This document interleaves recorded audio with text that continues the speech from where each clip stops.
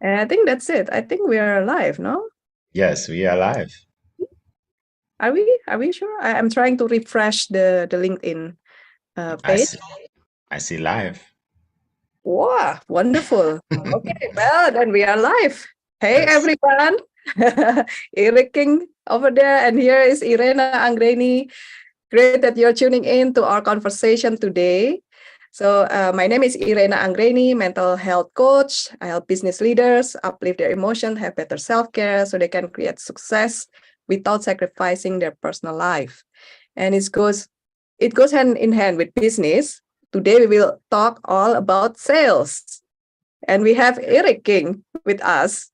You want to say hi, Eric, to the audience? Hi. Thank you for having me, Irene. I follow you, and you do a great job, and we just appreciate you. Appreciate it. Yeah, wonderful that you are spending your, yeah, it's now your midday. Yeah, we make this like a lunch and learn, for people in the Eastern time. So whether you're an entrepreneur, business owner, or a coach, or you work in corporate, sales is actually a highly relevant skill set for you. Yeah. So I'm not a sales expert. I'm always a student and always learning, including from Eric. So yeah, he has his special approach, like as a sales coach. He is using also a lot of compassion, and we will talk about like in more detail about his approach and how it's relevant for you. It's not only about selling your product or service, but the same principles you can actually apply in various aspects of your life, including like Absolutely. uh, yeah, like getting a promotion or negotiating salary or closing a project and so on. You can imagine like how it's relevant, especially for service-based entrepreneurs, kind of.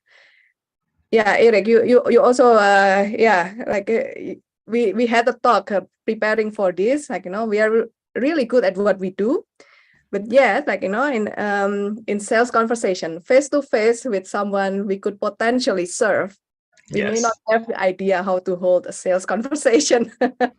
Yes. Because yeah, kind of this is a familiar challenge that you help your clients with, Eric. Yes. It is. It is. I mean, do you mind if I tell them my background so they learn more about how I came to do what I Yeah, do? no, not at Okay. all, not at all. Yeah, I know you. Like you are helping entrepreneurs and coaches, especially and course Mhm. creators, to Mhm. really triple their sales closing rate and boost their income. And yeah, please share a bit Okay. more about Yeah. you, Eric. Yes. So actually, I fell into sales by accident. Mm-hmm. Well, when I graduated from college, I was a marketing major, and I always wanted to be in marketing, like advertising, maybe to do commercials, something fun and exciting. So I was hired by Xerox, the copier company, and this was a long time ago when Xerox was one of the top companies in the world. It was like Google or Apple back then, and I was happy about that. But when I got there, they told me that I'm going to be in sales, and I wasn't happy about that. Yeah.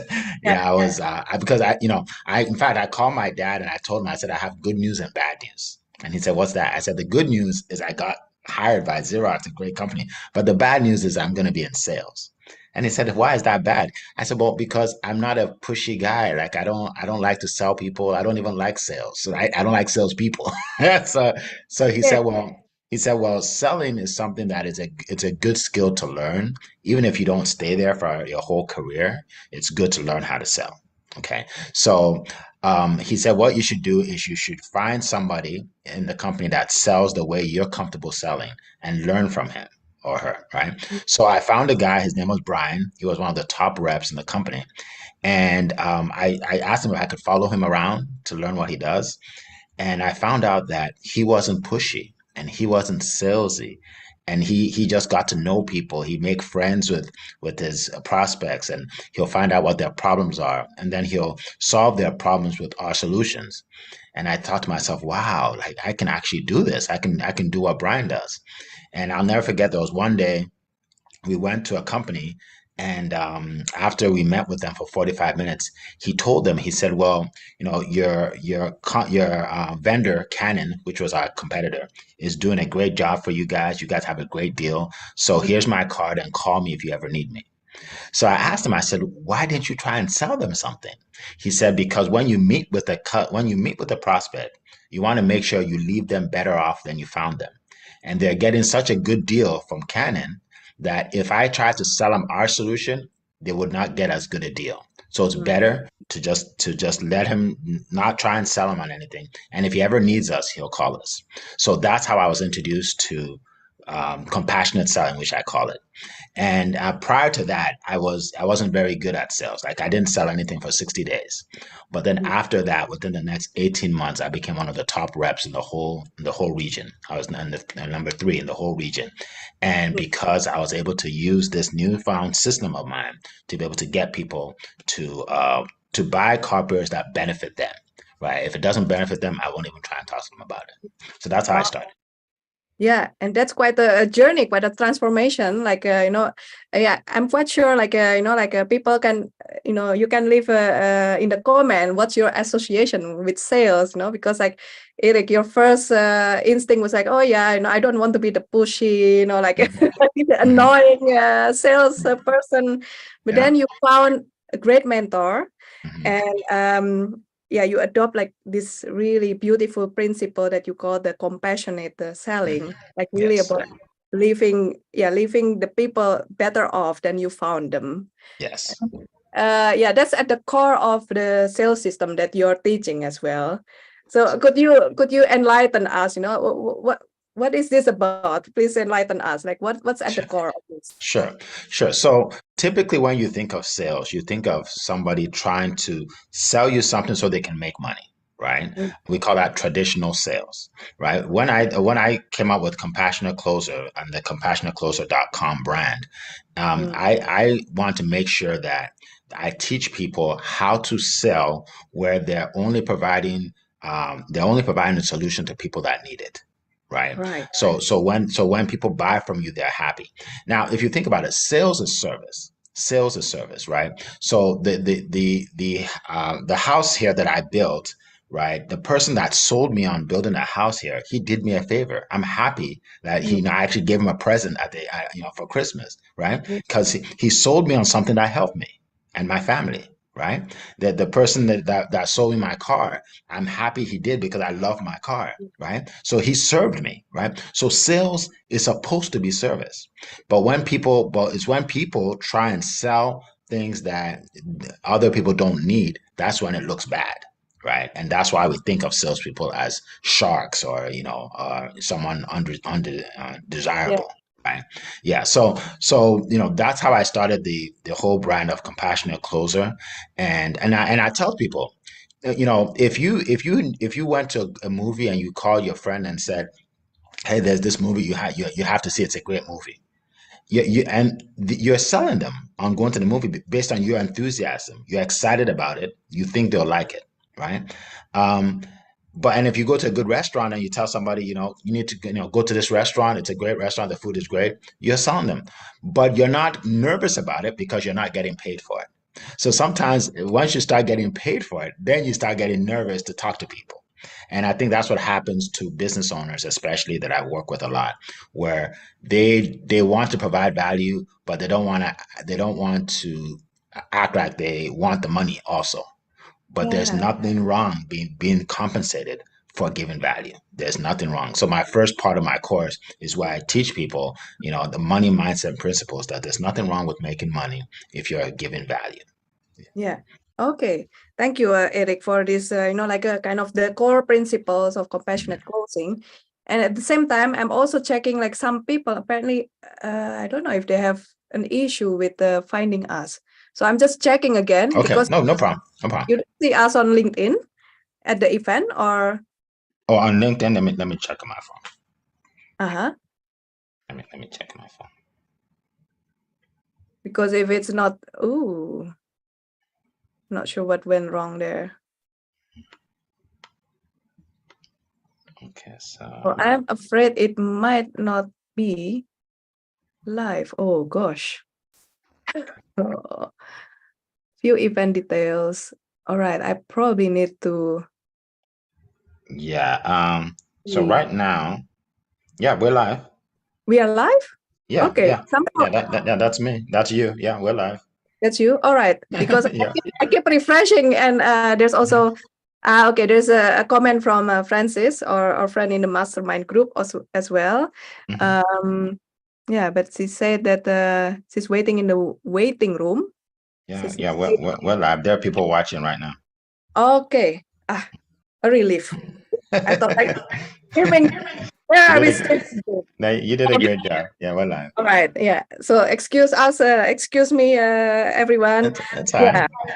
So yeah. So you mentioned about the traditional sales, and kind of it's really about like what you're teaching is about providing solutions to a real problem, not trying Hmm. to deceive everyone, and Hmm. that sales is as a service.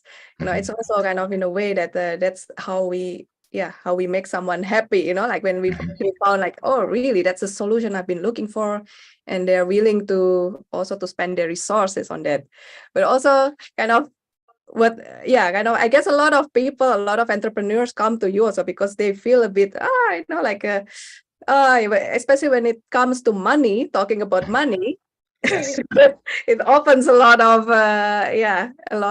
things there. Hmm. Could you share a bit about that, like kind of how kind of how do you address that, like when people are feeling like like it's making them awkward or making them so Hmm. uncomfortable talking about money. Yeah. Well, I usually ask people if you're walking along the street and someone falls and you Yeah. pick them up to help them and they say thank you so much. Now, Mm. do you feel nervous about helping them? No, because you're helping them, right? You don't feel nervous. But a lot of us we feel nervous asking for money Yeah. because we're not given enough value. If you're given enough value, the nervousness goes away because you're helping people, right? So I'll give an example. So there's this lady that joined my coaching program, and she has a service where she has to get people to sign contracts, right, for a 3 month. And she said it's hard for her to be able to sign contract to get people to sign a contract for 3 months, right? She said most people don't like signing contracts. And I said, well, I don't agree with that because I signed a contract to buy my house, to buy my car, for different things, and I'm glad to sign it if there's value. So what I did is I changed her mindset and the way that she looks at it, and I told her to create a form, to create a new contract that says that they have to sign for 12 months. So it's a 12-month contract. So the first one was $3,000 for a 3 month contract. I told her to create a 12-month contract, right? But when you create a 12-month contract, you have to show the value that you're providing. So I walked her through how to be able to show the value. We call it an irresistible offer. So I taught her how to put that together. And then she wrote it and she said, well, Eric, are you sure someone will buy? I said, if you give value, they will. So anyway, long story short, one day she met with a gentleman for about 45 minutes. The guy was interested in what she had to say. And the guy said, so how long is the contract? And then she Mm. said, she said I had to take a deep breath, and I said 12 months. And he said, okay, where do I sign? And he Yeah. signed it. And she said she couldn't believe that she made $12,000 in one day. And since then, she contacted me. She said since then she signed two contracts in one day before. She made $24,000 in one day, and she used to be afraid to get someone to sign one contract of $3,000. Okay. You see what I mean? So a lot of it is, training. Sales is not intuitive. You actually have to be trained to know what to say and how to say it to be able to make sales. When I do presentation, I always ask people, what's the biggest expense in your business? And people say marketing, they say systems, they say technology, and none of that is correct. The biggest expense in a business of an entrepreneur is lost sales. Mm. Lost sales. If you have a $5,000 offer and you meet with five people, and because you're not good at sales, you have one person that says, I'll get it. So you made $5,000. But then if you learn how to sell, if you learn the right things to say and when to say it and how to give value, and you end up selling 3 out of 5, you just made an extra $10,000 for that month, Mm. right? And if you do that for 10 months, that's $100,000.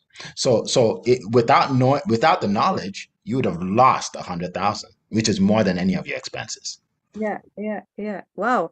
That also, like you really work on the mindset also, like you're Yes, teaching the mindset shift to your yes, clients. And yes. like you saw me, I'm also like processing because like, yeah, okay, yeah, that makes sense, like Mhm.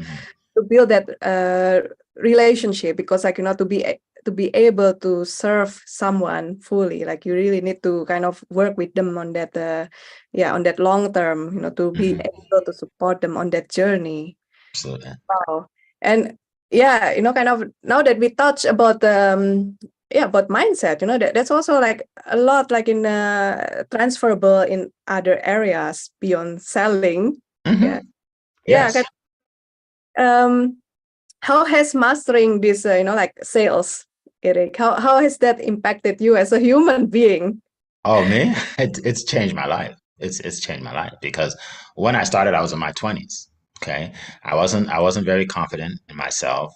Um, Being around people that were not just good at sales, but were good at personal development, like reading the right books. I started to read books, by Jim Rohn and Les Brown, and I started to change my philosophy. That for things to change, I have to change, right? Don't ask for less problems, ask for more skills. Things of that nature made me. It felt like I had a competitive edge in life because of that mentality. So I was a student of personal development, and obviously I started making a lot of money at a young age because of that. When you can sell, when you can provide value and help people, not only are you selling and making money, but then you're getting referrals because people like the way you treated them, right? Even people that I meet that don't buy from me, they still refer business to me because they like how I treated them, because I treated them with compassion. Yeah. So it, absolutely changed my life. And I'm able to now change other people's lives by teaching people the skills. Yeah, yeah, yeah, yeah. And that's also kind of, like being compassionate. That's really the quality of yeah, kindness also as a Hmm. human being. And kind of it's, like by learning the skill set for sales, like it also, helps us even grow as a person, as a human being. Yes. Yeah. Yes. And if we speak, about the pitfalls, kind of, Hmm. like, because you mentioned already, like about the people who are so focused on, doing sales to make profit, to get Hmm. money, like, but not really offering solution. But what else do you see as a, possible pitfall, like in sales conversation, like from really Hmm. entrepreneurs who are genuinely wanting to support others, to help others? What could be Yeah. a pitfall there? Well, so a lot of times when we as entrepreneurs meet with our potential clients, right, our prospects, we don't know what to say, right? We think what we should do is just tell them all about what we do, right? So say something like, "This phone is a great phone. It will help you take videos. You can speak, you can do all the," and we're just telling them everything we think they want to hear, but that's not what they want, right? So we have to learn to ask the right questions, right, to find out what they want, and also to lead the discussion, right? One thing we have to do is to separate ourselves from all the other salespeople out there, right? So I'll give you an example.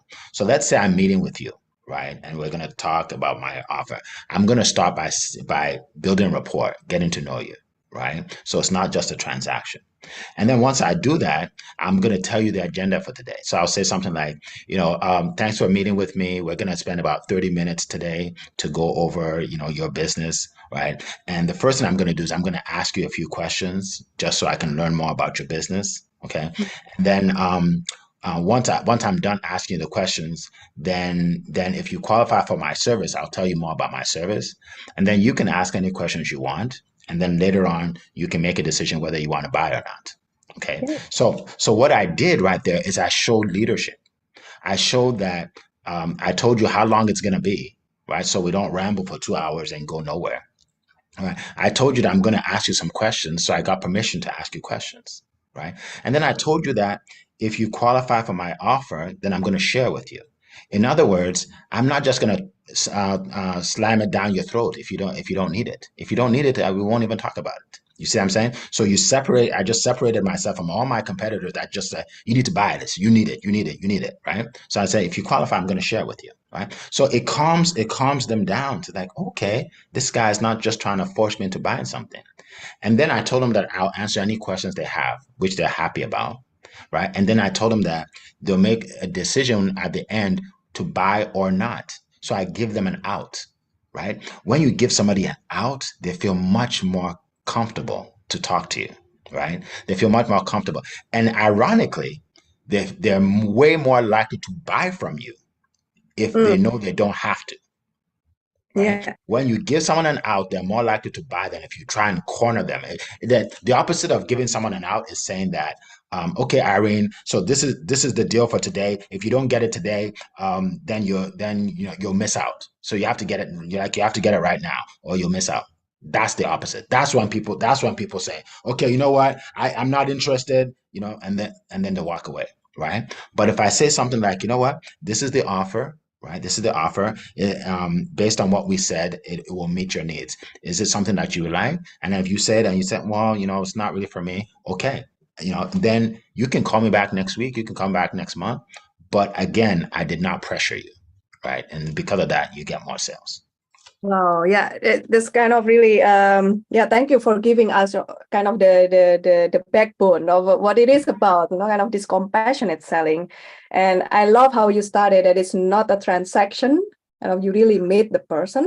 Mhm. And yeah, also like asking permission and showing leadership and giving them also opportunities to ask you questions. And yeah, it's really yeah, kind of what you mentioned also about making them feel safe, because you give also an option. Hey, it doesn't have to, that you don't have to buy from me, kind of Mhm. there's a Mhm. way Yeah, out.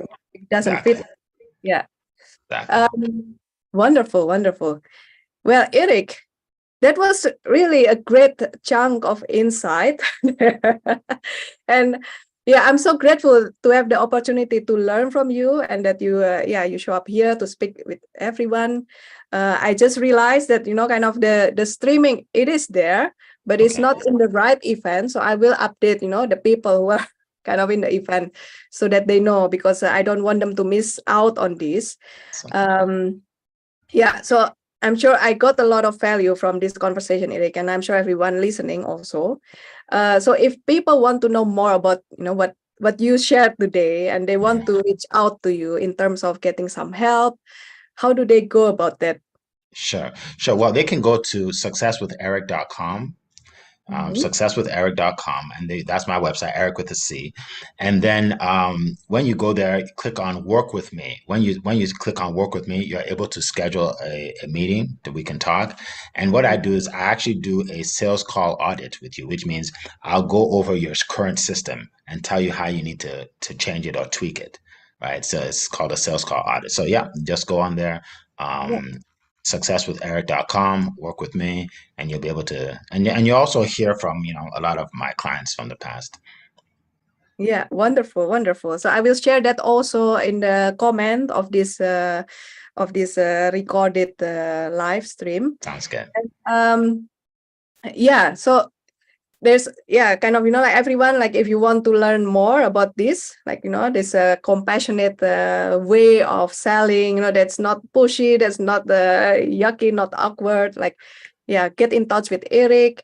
And do you have any upcoming workshop, or like, is there some yeah, this audit, is it like, how much do you charge for this, Eric?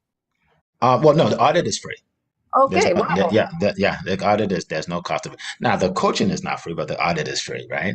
Yeah. Yeah, absolutely. Absolutely. Okay, that's wonderful. So this is a great opportunity, everyone. So like, if you want to, get an audit, get an upgrade on your sales skill, like really hands-on. So go to successwitheric.com, work with Mhm. me. I will share the link in the comment. All right. And Eric, again, thank you for joining me today and really sharing a lot of values. about, like about sales, and how it's really kind of, it's not just selling, but there's like a whole principle that also kind of ignite, like the compassion in us. Can be Yes. practice of kindness, a practice of compassion. So it was really great to be in this conversation with you. And thank you everyone for showing up today. So I'm really sorry that that it streamed the other, in another link, but I hope that you found this conversation and that you enjoyed it, and that it has shifted your perception also about sales. So let us know in the comment what you take away from kind of the sharing of Eric here. And I look forward to seeing you again soon, and have a great rest of your day. You too. Bye bye. Thank you, Eric. Bye. I'm gonna